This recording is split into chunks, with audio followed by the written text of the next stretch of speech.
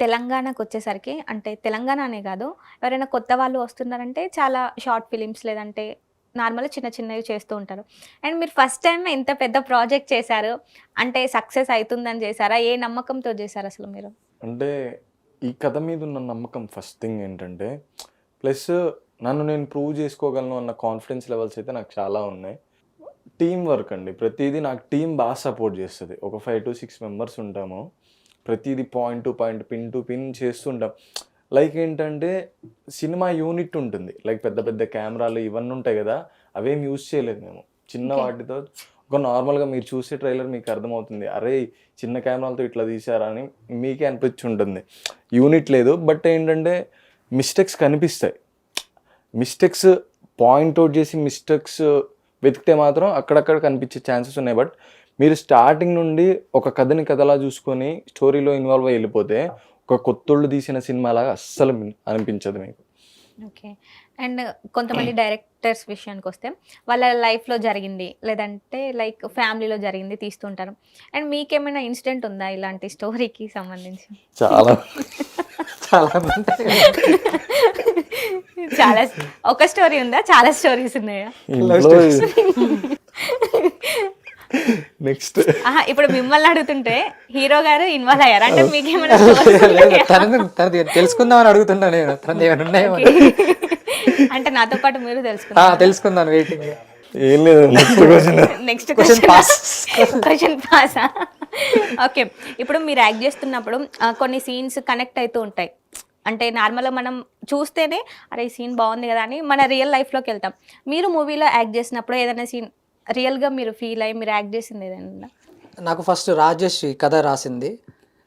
First ఒక line తీసుకొని వచ్చాడు. అంతకుముందు 2-3 లైన్స్ తీసుకొచ్చి నచ్చలేదు. ఒకటి అనుకున్నాం ఇలా వెళ్దాం అనుకున్నప్పుడు ఒక 2-3 డేస్లో ఈ లైన్ తీసుకొచ్చాడు. ఆ లైన్ చెప్పడమే నాకు చాలా బాగా నచ్చింది.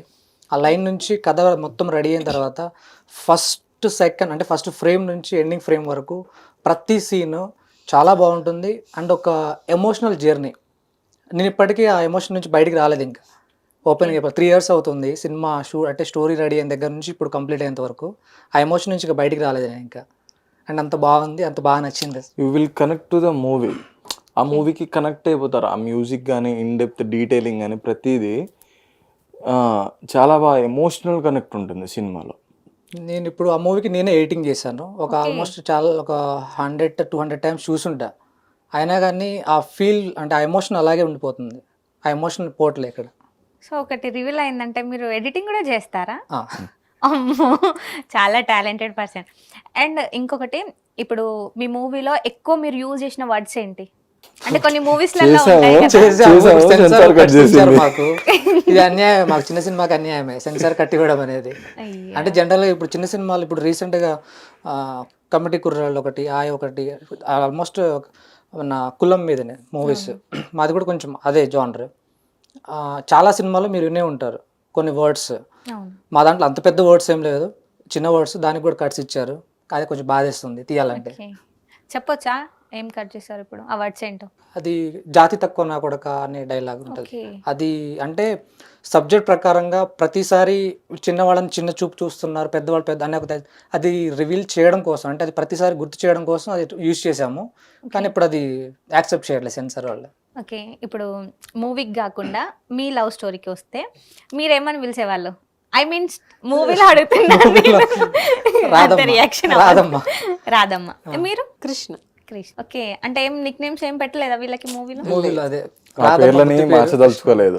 పేర్లని అవే రిజిస్టర్ అయిపోవాలనుకున్నారా? సో ఇప్పుడు మనతో పాటు ప్రొడ్యూసర్ కూడా ఉన్నారు. వారితో కూడా మాట్లాడదాం. సార్ మీరు మూవీకి ఎంత బడ్జెట్‌లో చేశారండి? ఎవరు ఎక్స్పెక్ట్ చేయలేరు మేడం ఈ బడ్జెట్ ఇంతలో అయిపోయిందా అనేది. ఓకే. కానీ అంతలో తీసేసాం మేము.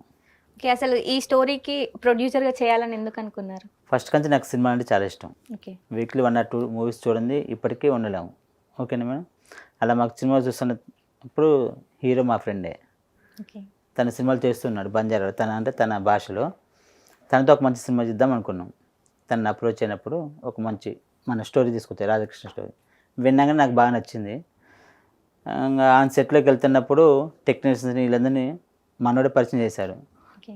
అంటే చూపిస్తున్నప్పుడు ఓకే పిల్లగాళ్ళు మంచి ఫ్యాషన్తో ఉన్నవాళ్ళు వాళ్ళు చేస్తారు అని ఒక నమ్మకంతో సరే వాళ్ళకి ఇచ్చేసాం కొత్త వాళ్ళకి. అంటే ప్రతిదీ డైరెక్టర్ కావచ్చు, డిఓపి కావచ్చు, ఫైట్ మాస్టర్ కావచ్చు, ఇంకెవరైనా ప్రతి టెక్నీషియన్స్ కూడా అంతా కొత్త వాళ్ళతోటే చేసాం, కానీ బాగా చేసాం. ఓకే అండి. కొంతమంది ప్రొడ్యూసర్స్ చెప్తుంటారు మేము ఇంత ఎక్స్పెక్ట్ చేస్తున్నాం అనేసి. మీరు ఎంత ఎక్స్పెక్ట్ చేస్తున్నారండి ఈ మూవీ నుంచి? యాక్చువల్లీ నేను ఎక్స్పెక్ట్ చేసేది చాలా భారీగా ఉంది మేడం. నా పిల్లగాళ్ళకి మంచి లైఫ్ రావాలని, ఓకే పనిచేసిన ప్రతి టెక్నీషియన్స్గా ఏదైనా ఒక చిన్న పెద్ద వర్క్ రావాలని. ఓకే.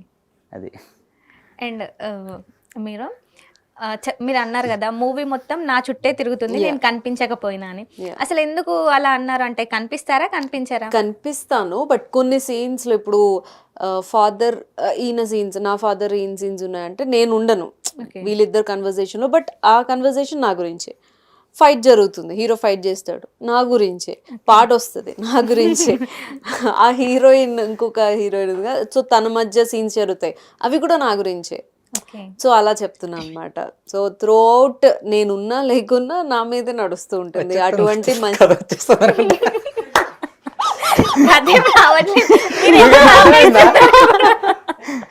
లేదు, నేను చాలా కంట్రోల్ చేసుకున్నాను. ఇంకో 2 minutes అనేది కథ మొత్తం వచ్చేసేది. సో అంత మంచి క్యారెక్టర్ రావడం చాలా హ్యాపీ ఫీల్ అవుతున్నాను. ఓకే. ఇప్పుడు ఈ రాధ కనిపించకపోయినా ఆ రాధతో ఉన్నప్పుడు ఈ రాధ గురించి వస్తుంది అని అన్నారు. అంటే ఆ రాధది ఏంటి అసలు క్యారెక్టర్? ఆయన ఇది మీరు చెప్పాలి. మీరు ఎందుకంటే 2 రాధల్ని ఉన్నారు కదా.